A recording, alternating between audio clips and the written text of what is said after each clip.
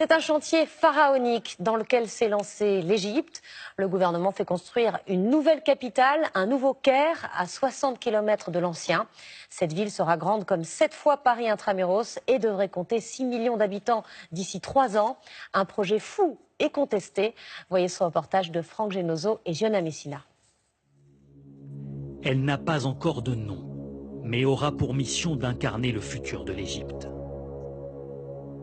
La nouvelle capitale administrative du pays émerge du désert. Chaque jour, des milliers de camions et des dizaines de milliers d'ouvriers viennent participer au plus grand chantier d'Afrique. Grande comme 7 fois Paris intramuros, la ville regroupera bientôt toutes les institutions égyptiennes. Les ministères dans ces bâtiments dépouillés, le palais du gouvernement, ou encore un parlement 3 fois plus grand que l'actuel. Son hémicycle pourra accueillir jusqu'à 1000 députés. Nous sommes parmi les premiers à être autorisés à y entrer. Là, on est au premier niveau, mais il y aura 16 rangées de gradins jusqu'en haut. La population égyptienne augmente rapidement, alors on a prévu 3 fois plus de place dans l'hémicycle pour accueillir plus de députés. Les ouvriers se relaient ici 24 heures sur 24. Car le déménagement du Parlement et des premiers ministères est prévu dès l'an prochain. Ici, il y aura le ministère des Affaires étrangères, celui de la Justice et celui de l'économie. Pour arriver jusqu'ici, les nouveaux habitants emprunteront ces autoroutes à 12 voies. Un aéroport et 1200 lieux de culte sont également prévus, comme cette cathédrale copte ou cette impressionnante mosquée. Plusieurs centaines de milliers de fonctionnaires s'installeront également dans ces immenses quartiers résidentiels. La ville doit à terme accueillir 6 millions de personnes. Ici, il y aura des espaces verts entre les immeubles, des places de parking pour tout le monde et des appartements spacieux. On sera loin de la situation au Caire actuellement.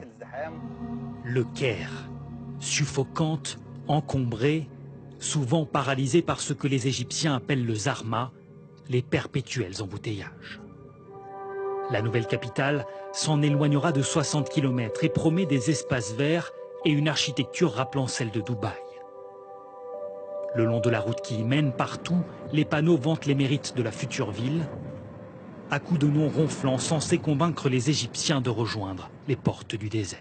Aussi ambitieux et spectaculaire qu'il puisse paraître, ce projet suscite tout de même les réticences et le scepticisme de certains urbanistes qui considèrent qu'il a été mal pensé et qu'il est à terme voué à l'échec. Car depuis plusieurs décennies, les villes nouvelles construites en Égypte ont presque toutes été des fiascos.